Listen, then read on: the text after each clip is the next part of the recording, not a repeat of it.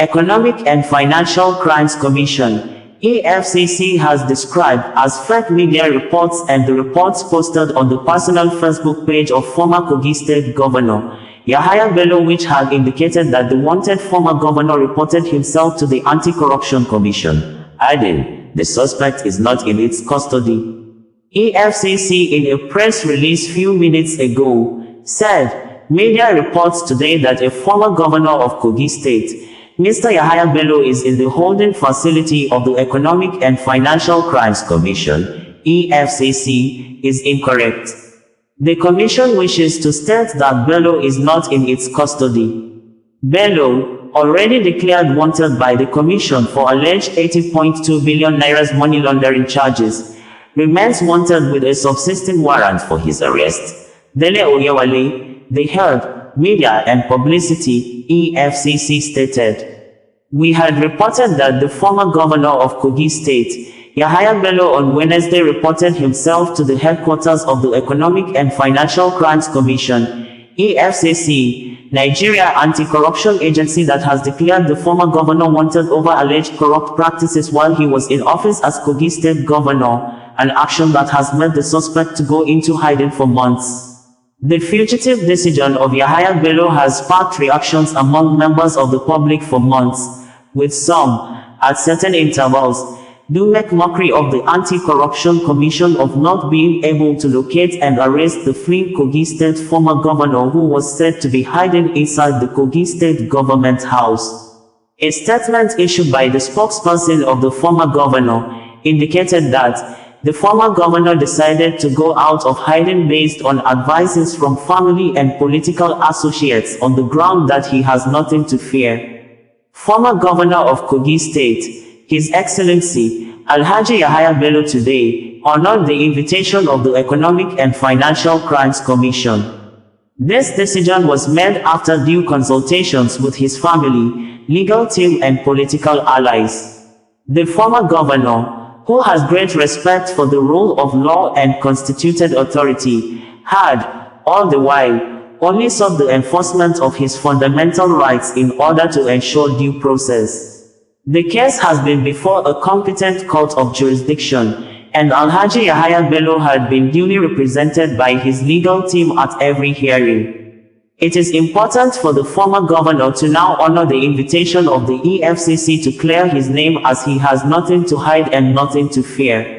The former governor believes firmly in the efforts of the administration of President Bola Ahmed Tinubu to place Nigeria on the path of sustainable economic development, and supports the fight against corruption in the country. It is on record that he was the first governor of Kogi State to put in place an anti-corruption mechanism to check graft and ensure that the resources of the state work for the people of the state. He was accompanied to the EFCC headquarters by high-profile Nigerians. It is our hope that the commission will be as professional as necessary and respect his fundamental rights as a citizen of the Federal Republic of Nigeria.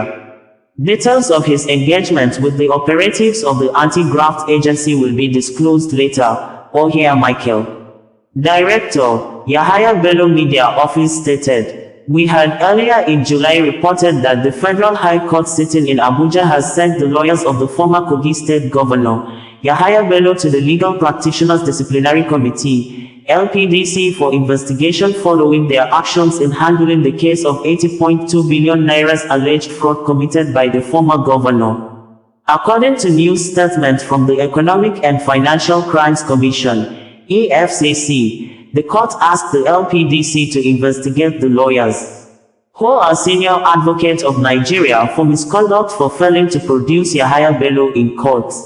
The news release reads in quote below thus: Justice Emeka Nwite of the Federal High Court sitting in Abuja on Wednesday, July 17, 2024, turned down an application by a former governor of Kogi State, Yahaya Bello, seeking a stay of proceedings and stalling of his arraignment in the alleged 80.2 billion naira money laundering charge instituted against him by the Economic and Financial Crimes Commission. Also, the court has asked the Legal Practitioners Disciplinary Committee, LPDC, to investigate Bello's counsel, Abdulwahab Mohammed, SAN, and Adeola Adedipe, SAN, for professional misconduct for reneging on their undertakings to produce the former governor for arraignment. The court had on June 27, 2024 slated Wednesday for ruling on an application by the EFCC's lead counsel, Kenny Pinheiro, San, praying the court to hold Mohammed and Adedipe for contempt of court at the resumed session of the court on Wednesday. Mohammed tried frantically to persuade the court to allow stay of proceedings, arguing that appeals have been entered at the Court of Appeal, Abuja Division. Both prosecution and defense counsels held the court in fiery arguments over the ruling.